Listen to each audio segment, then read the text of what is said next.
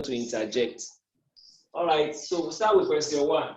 Question 1 says, simplify to 1/4 minus 1/2/3 times 1/5/7. You're asked to simplify this. So how do you go about solving this? Very simple. Now, you start by adding this one up. So this will be 2/1/4 minus 1/2/3. The LCM is 12. At this level, you should be very fast with your LCM. 2 minus 1 is 1. This will be 3 minus 8. That will give you 15 minus 8/12. And that will give you 7/12. So after getting this, you bring this back to the question, you have 7/12 times 1/5/7 being equal to 7/12 times 12/7, and your answer is 1.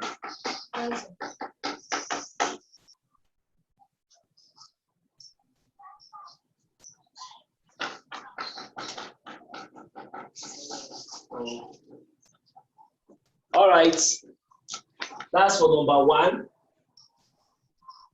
Number 2 says we should express in standard form. So 0.00706. And so you move your decimal places backwards, 1 or forward rather, 1, 2, 3. Remember that the standard form is the expression of a unit decimal.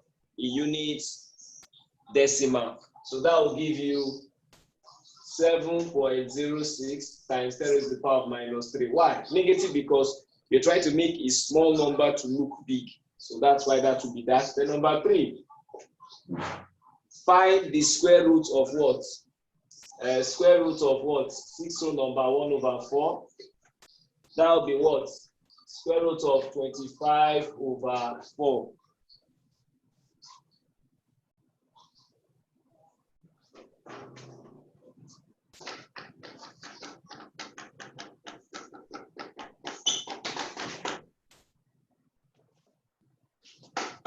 All right, so that will give you 5/2, which will be what? 2/1/2. Question 4. Express 144 as the product of its prime factor, 144. There's a technique I normally use. Some of you use different technique, but for me, I'll do this 2 times 72 times 36 times 18 times 9 times 3 times 3. So that will settle that. So this will be what? 2 raised to the power of 4 times 3 raised to the power of 2, which will give me the final answer I so look for. Always try to use methods that will challenge you, challenge the thinking. Don't take methods that keep you too relaxed. All right. We go to question 5. Find the LCM of 96 and 144. Okay, so I will consent to your usual approach, 96 and 144.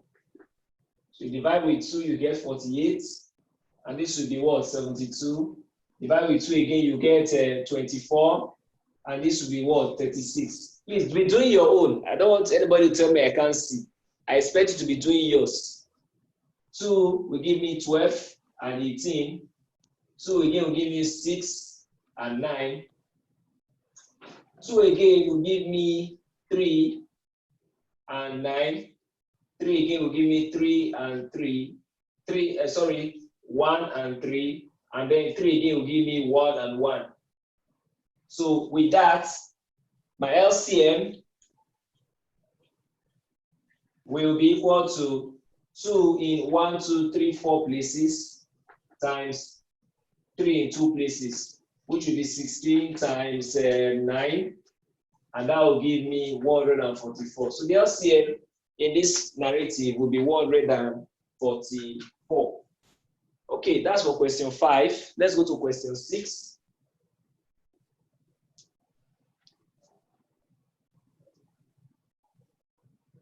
Let's go to question 6. What is the HCF? HCF of 105. HCF of 105, 135, and 180. Maybe you should try that yourself. So let me give you a little time to. So question 6, that will be, we can use our LCM approach.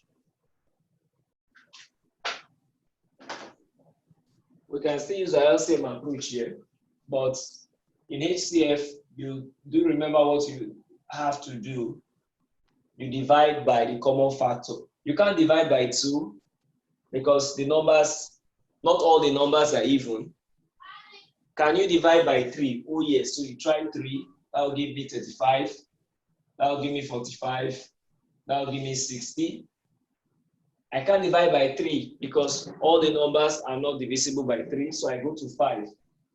I try 5, I'll get 7, I'll get 9, and I'll get 12. So the HCF with 3 times 5, and that is 15. Question 7. What is the difference between the LCM and the HCF of 24, 36, and 40? Here, I'll just start this LCM.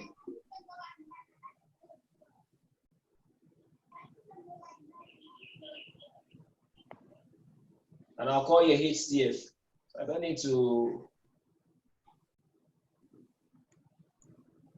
So I'll write the numbers. I have 24, 36, and 40. Here I'll write 24, 36, and 40. Now in the LCM, any number can go. Any number. But we'll start with 2 since they're all even. 12, 18, 20, 6, 9, 10, 3, 9, 5, 1, 3, 5, 1, 1, 5, 1, 1, 1.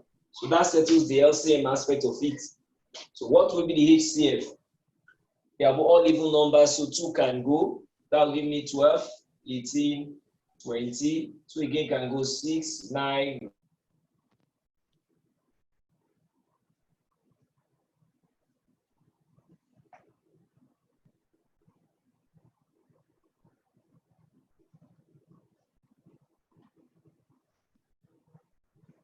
So question 7 continuation will now be LCM will be equal to what?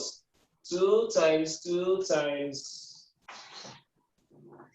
2 times 3 times 3 times 5, which will give you 8 times 9 times 5.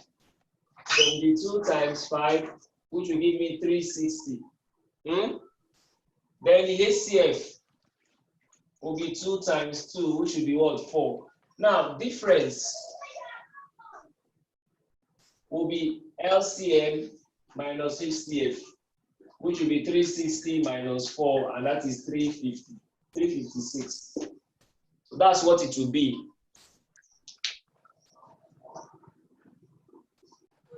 We're now in question 8. So what does question 8 say? Convert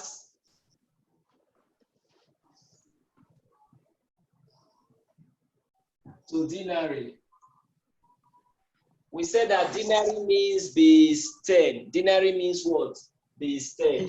So now, please take note of this observation. Anytime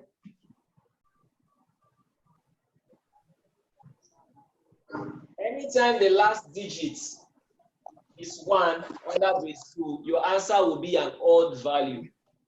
And anytime the last digit is 0, your answer will be an even digit or even answer. So, how do we do this? This one should be easy for you to do.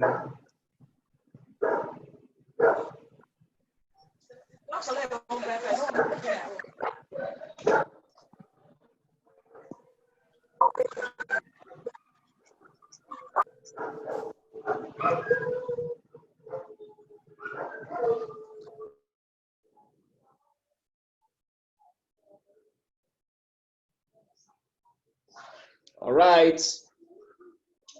Plus 1 times 2 raised to the power of 2 plus 1 times 2 raised to the power of 1 plus 1 times 2 raised to the power of 0.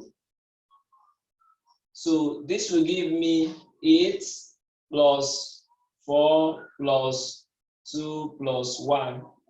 And that will give you 15 as your answer. Now let's go to question 9. We have to convert 36 base 7 to base 5. This is a two-step conversion. Two-step conversion. You need to convert to base 10 first, and then you now convert to base 5. So to base 10, it will be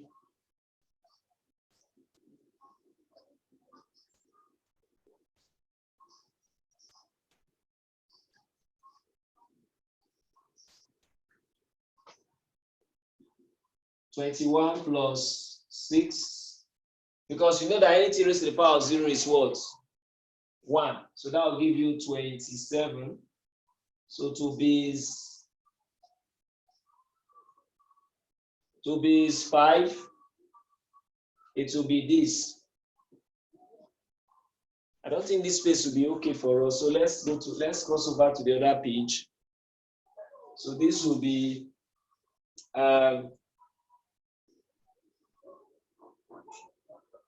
to base 5. This will be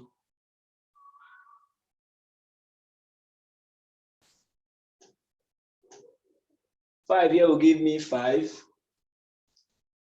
Remainder 2. 5 here will give me 1. Remainder 0. 5 here will give me 0. Remainder 1. So the answer will be 102 or 102. In reading in other bases, it is each digit taken in single respect. So 102 base 5. So that will be 102 base 5 for question 9.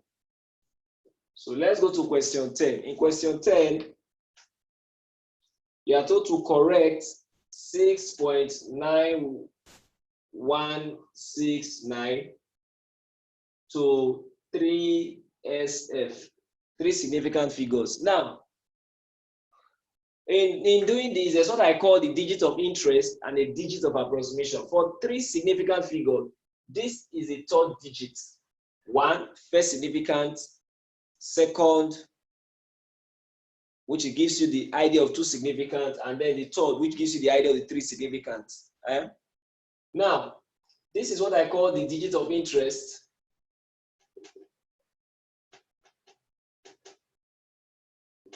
Digit of interest, and this is the digit of approximation.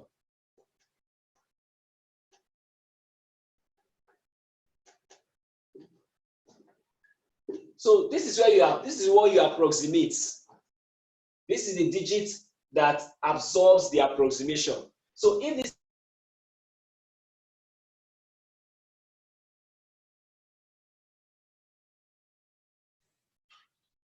it means that it will now be what?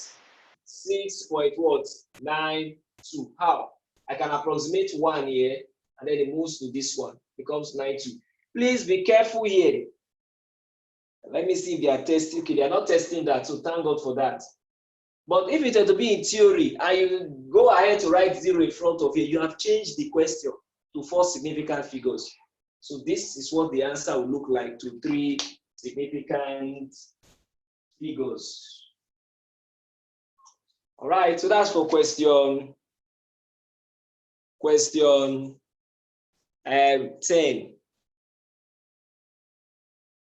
All right, I'm going to leave you to solve from question 11 to 15, and then I will come in to make an input.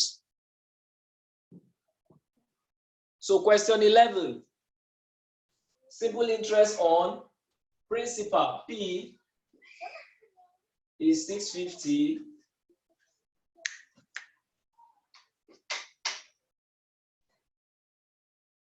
time is 2, rate is 6. Interest will be equal to 650 times 2 times 6 over 100. Okay, so what does that give you?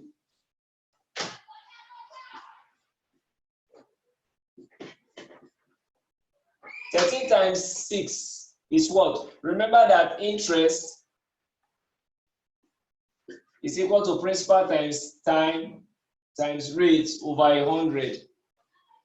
So that will give me 13 times 6, which invariably gives me what?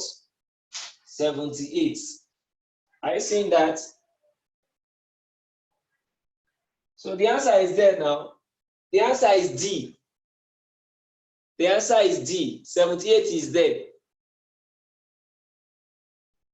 All right. So that's 78 naira. Number 12. Please, I want you to pay close attention to question 12. Question 12.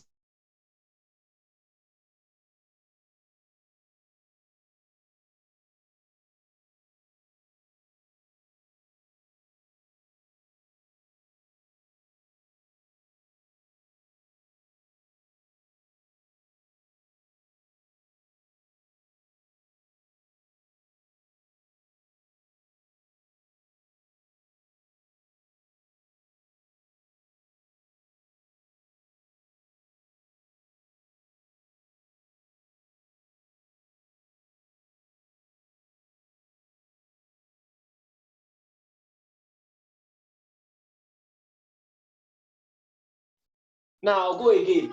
The reciprocal of any number, say x represents any number, is what? 1 over x, or x raised to the power minus 1. So in this question, you're told to find the reciprocal of what?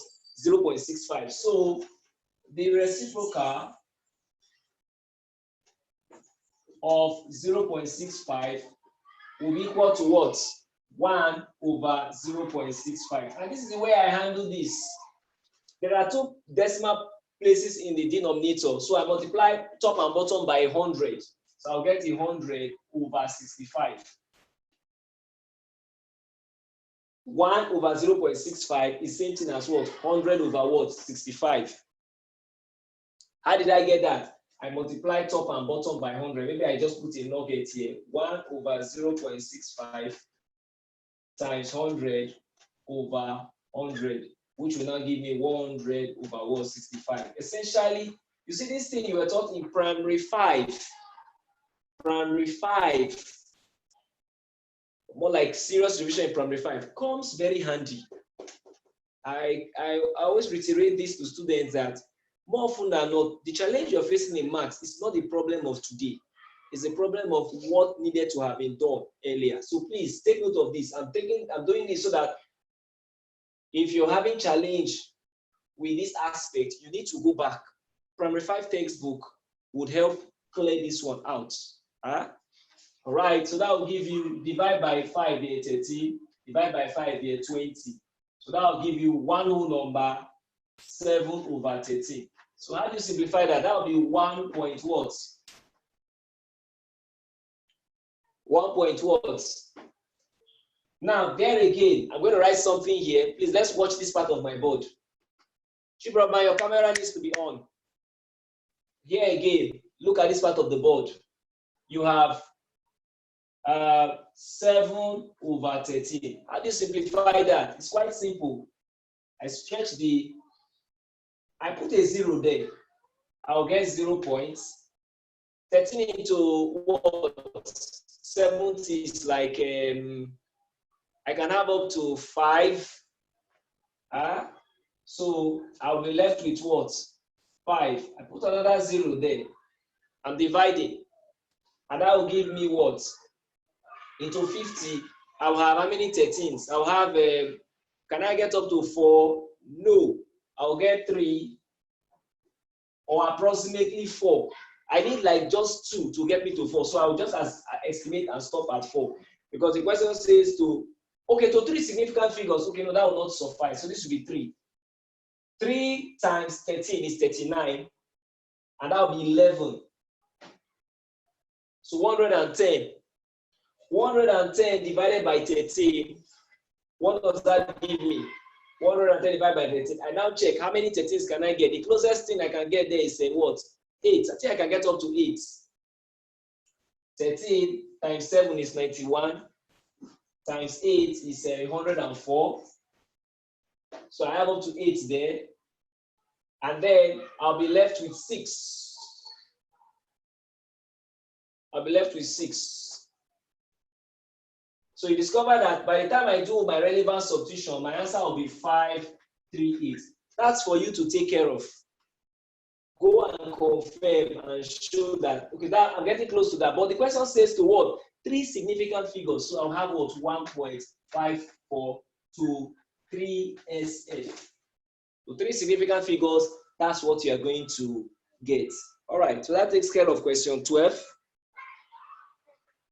The exams for NECO Js3 is a definite, repetitive, predictable outcome. Definite.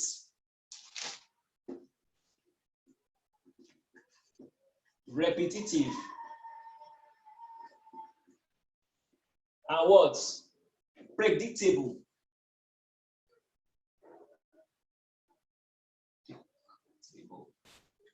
Predictable outcome. You are sure. If you take this revision very seriously, you are sure of an E. It's predictable. The question patterns will still be the same. So as we are solving, I'm trying to help you see this predictable nature of this exam.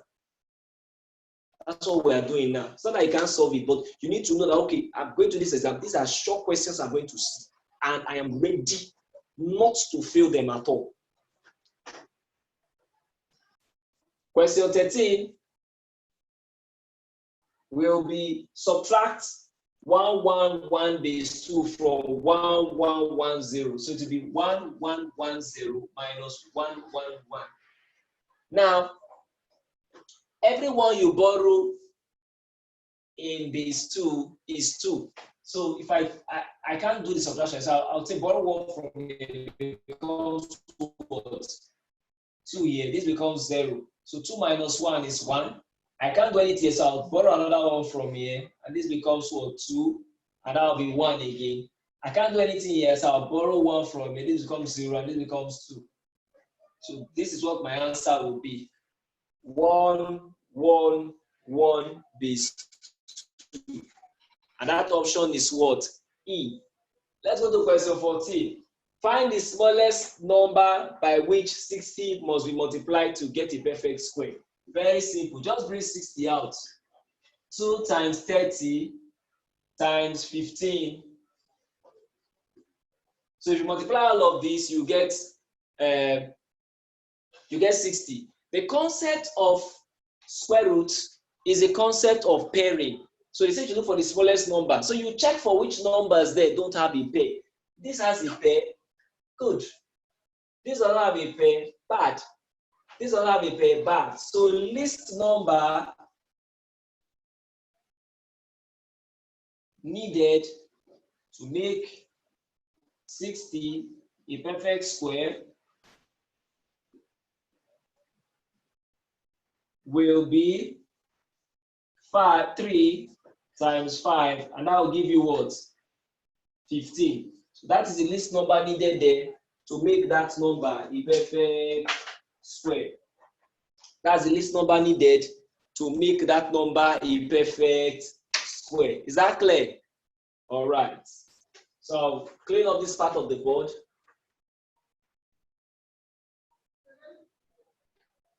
All right.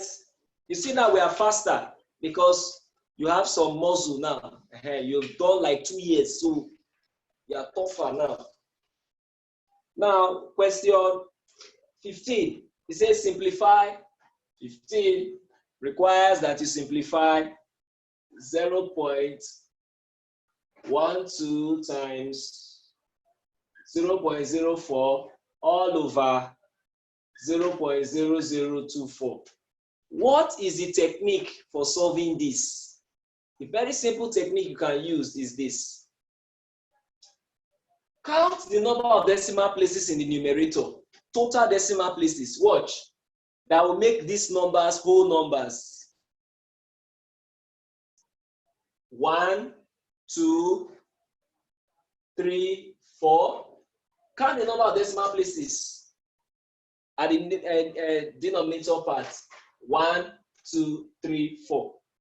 So if I multiply top and bottom by 4 decimal places, I would have 12 times 4 over what? 24. It's settled. The number of decimal places here directly equal to the number of decimal places here. So it means if I remove all the decimal places, I've done nothing to it. That's the concept of balance. If what you do to top is the same as what you're doing to bottom, you have done nothing. Somebody wants to buy something worth 1 naira. He has 1 naira. At the end of the day, you get that thing. Why? Because that thing is costing 1 naira and he has 1 naira to pay for it. So it's almost like nothing is done and he has his stuff with him. All right. Now, at this point, your basic knowledge of factors will play in here. 12 go here 1, 12 go here 2. Notice I decided to cancel with 12 because I expect that you should be sensitive enough to your multiples. So this will now give me what? 2 here 1, 2 here 2. And the answer becomes 2. Right, let's go to 16. Okay, now, the same should express in standard form. This will be 2 times 10 raised to the power of 0. Why? Because 10 raised to the power of 0 means what? 1. Anything, put a nugget here again for you to remember. A to the power of 0 is equal to 1. So 10 to the power of 0 will be equal to what? 1. So that's what they are testing you here. Because you got 2 here, that should be 2 times 10 raised to the power of what? 0. Because if it's 10 to the power of 1, you make this number what? 20. All right. So we'll go to question 16. Find the interest on 40,000 naira for 2 years at 20% per annum compound interest, not simple interest.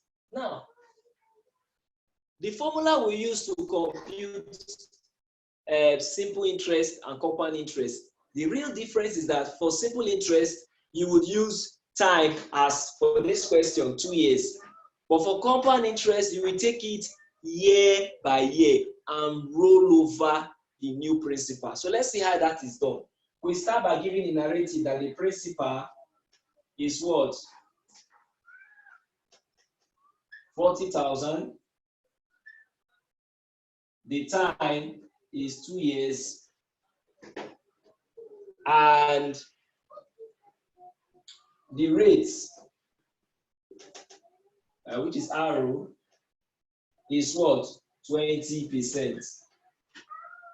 Now, how do we do the compound interest? So you now start by saying for first year, comma, interest. The interest will be equal to the principal times the rates over 100.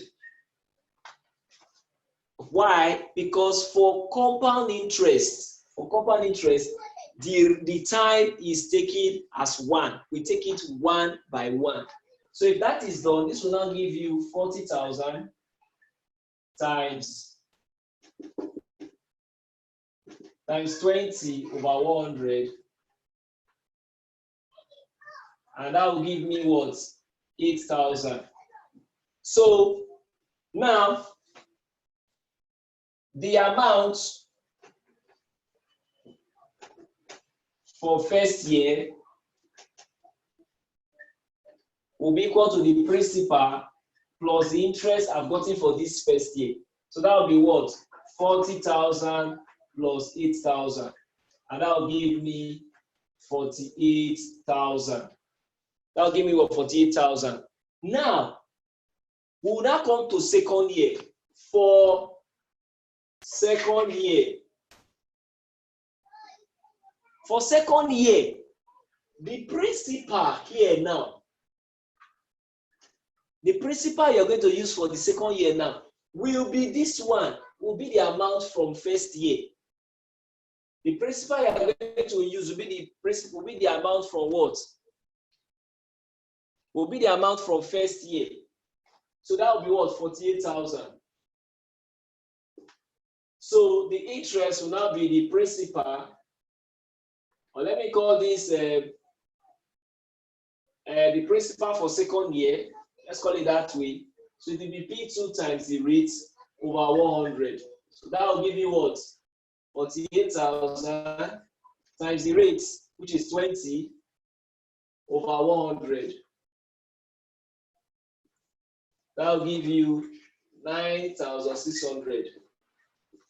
Now the question says, find the interest. So this is the interest from the second year. This is the interest from the first year. So interest, compound interest now. The compound interest will now be equal to what? 8,000 from the first year plus 9,600 from the second year. And your answer becomes what? 17,600. So that is how that is done.